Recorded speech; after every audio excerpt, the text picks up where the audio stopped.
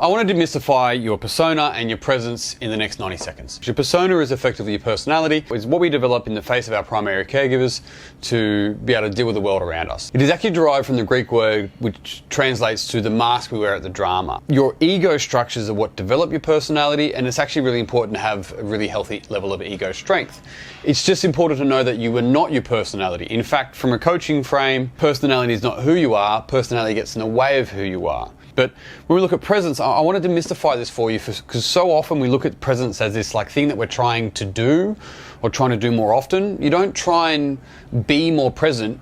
You already are present. It's just that some shit's taking you away from the present moment. Now, when we look at this persona, mask, judge, force, and rigid, this can sometimes be seen as negative, and it's not. I'm going to tell you why. It's just understanding that this is a mask, and it's how we interact with our reality, and it's how we learn to interact so we can feel safe, we can feel significant, we can feel loved, all of that. So your mask is still really important. The opposite, though, is essence. Now, A.H. Almaas calls this integration. He calls it personal essence. I call it presence. So we have mask and we have essence, which is like your true nature. There's a great question that says, who would you be without your concerns? It's probably speaking to your essence. Number two, judgment is often seen as bad, which is actually judging judgment. Judging is very important.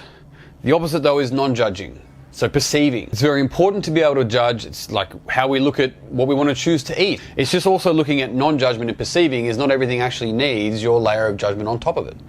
Then we have force. The opposite of force is flow. Both are important. You've got to know when to flow, when to force. And then rigid. Opposite of rigid is flex. The ability to be flexible. Mask, judge, force, and rigid are all important. The difference here is us choosing to do this as opposed to it just being automatic and habitual. You have access to all of this, and the real power lays in your choice to be able to go from essence to mask, to non-judgment to judgment, to flow, to force, to flex, to rigid, based on the actual situation you're in and what's required.